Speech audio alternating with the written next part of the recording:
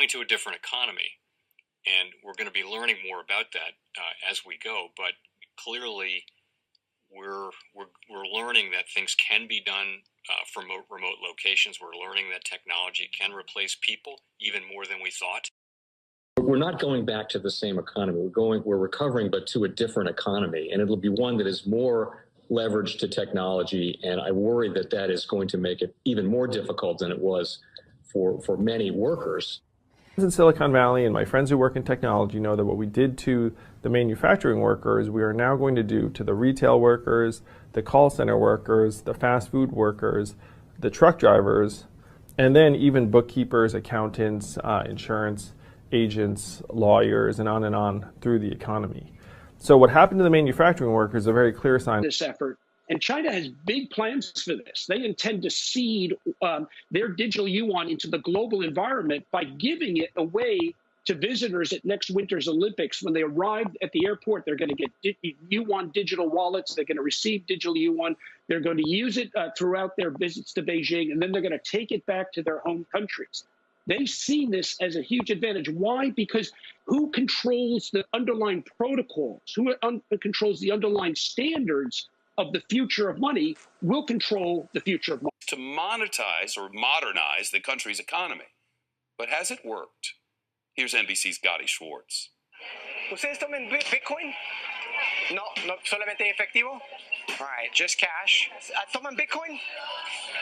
No, okay. ¿Toman Bitcoin? No, okay. Bitcoin? No, tampoco. So we're in Surf City. This is one of the major draws for tourists in this area. So far, every single store that we've asked, no one's accepting Bitcoin. It's been 7 months since the president of El Salvador, Nayib Bukele, declared Bitcoin as legal tender. It's the evolution of humankind. So we're going there. But so far, the first country to adopt Bitcoin as currency has seen confusion, glitchy transactions, and fluctuating prices that have left most Salvadorans slow to adopt. As foreign investors watch the president declare a state of emergency due to gang violence while facing questions over human rights. But here, the president continues to use Bitcoin as a rallying cry against dependence on the dollar. So just put in the cash. See, we're going to put in $200. Across the country, Bitcoin ATMs convert greenbacks into digital currency. Hey, we finally got our money 2.5 hours later, $199.01. Not sure where the 99 cents went, but money's on our phone. A survey shows only 14% of businesses have made sales accepting Bitcoin. El Salvador's tourism minister acknowledged that any new system is bound to have bumps, but said the goal is to give options to the 70% of Salvadorans without bank accounts. That's been the vision of President Bukele, she says, that opens the door for those that don't have access to banks. The president also encouraging the use of Bitcoin to send remittances. The amount of money that's sent back here to family members in El Salvador from places like the United States and Canada is about $6 billion every year. Using Bitcoin avoids the fees of money transfer companies. The International Monetary Fund has urged El Salvador to reverse course on Bitcoin, and U.S. lawmakers have raised concerns as well. In response, Bukele tweeted, "Okay, boomers, you have zero jurisdiction. We are not your colony, your backyard, or your front yard. Stay out of our internal affairs." In the capital, San Salvador, support for Bukele is overwhelming, but using Bitcoin remains a challenge. At this grocery store, we held up a line for 10 minutes as the cashier waited for our payment to clear. They said that the transaction was declined, but on my Bitcoin wallet, it showed that it had gone through. Then finally, at a pupuseria, oh, there we go. Okay, this is the best transaction we've had so far. An exchange of digital currency for a plate of El Salvador cuisine. And Shep, so much of this really comes down to an issue of trust. And while most people we talk to seem to trust their president, they also seemed reluctant to trust the technology around Bitcoin enough to use it every day. Shep? Gotti, thanks. Welcome to the Crypto Teacher. And guys, I come back with that video just to make you think. And we have El Salvador on CNBC again. And guys, we're starting to see how they promoting Bitcoin, but writing in Cbdc'S right behind it. Remember I told you, crypto means hidden message, hidden meaning. These cryptos are for the robots, algorithms, and drones. And remember the Crypto Teacher told you, Now we have the U.S. again, warning of new hacking tools.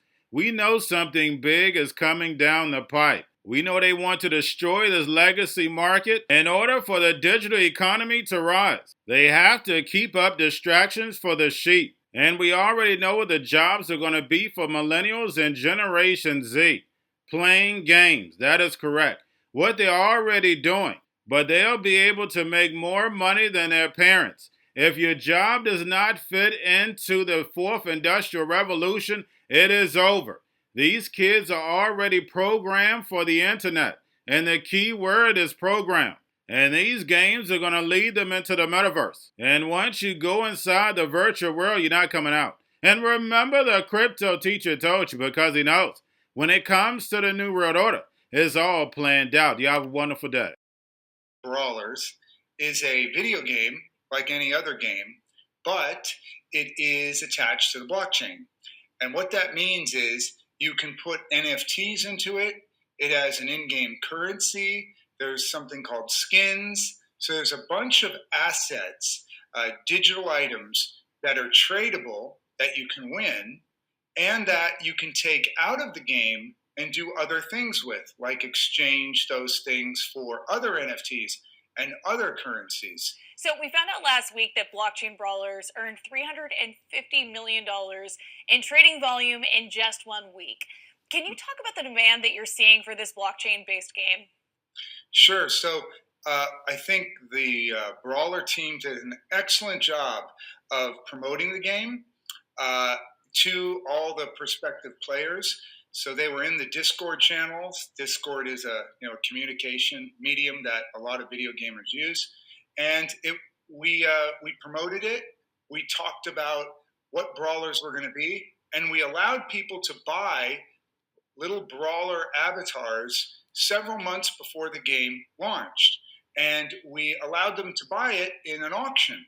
So at first, these things were auctioned off for $100 and a couple $100 and then $1,000 and then $10,000 and higher. And so we could tell people were really getting into it.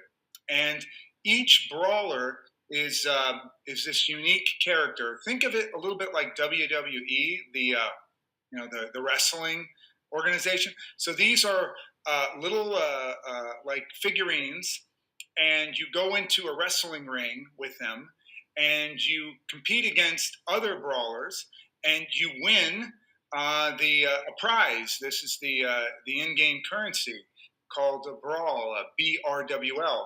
And what was exciting is that brawl token was immediately tradable.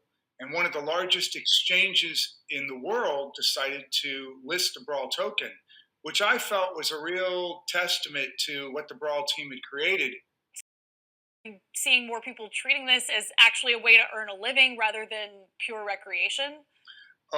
There is no doubt people will earn a living doing this. And was not as aware that the Axie Infinity blockchain game was actually operating on a private blockchain that Axie Infinity, the company, owned.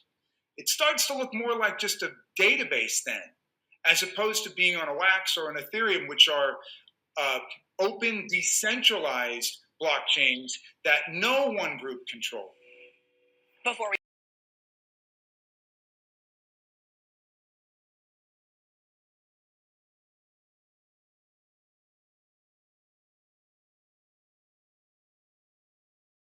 most powerful person in the world is the storyteller.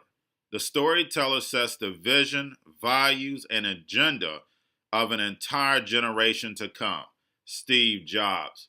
And guys, I truly believe in this. When you look at the New World Order, they're the storytellers. And that's the reason why I wrote my New World Order book.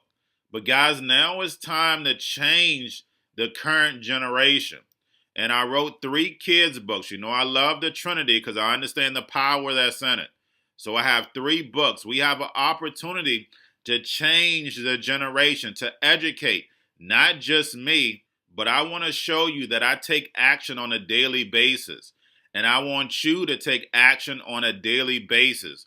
Whether it's your job, whether it's in your community, we have an opportunity right now to educate the masses. I posted this on my Twitter account. Please share, but this is a short clip of the 3 books. There's going to be a clothing line and action figures. Please get these books for your kids, nephews, cousins, friends, so therefore we can start the re-education now.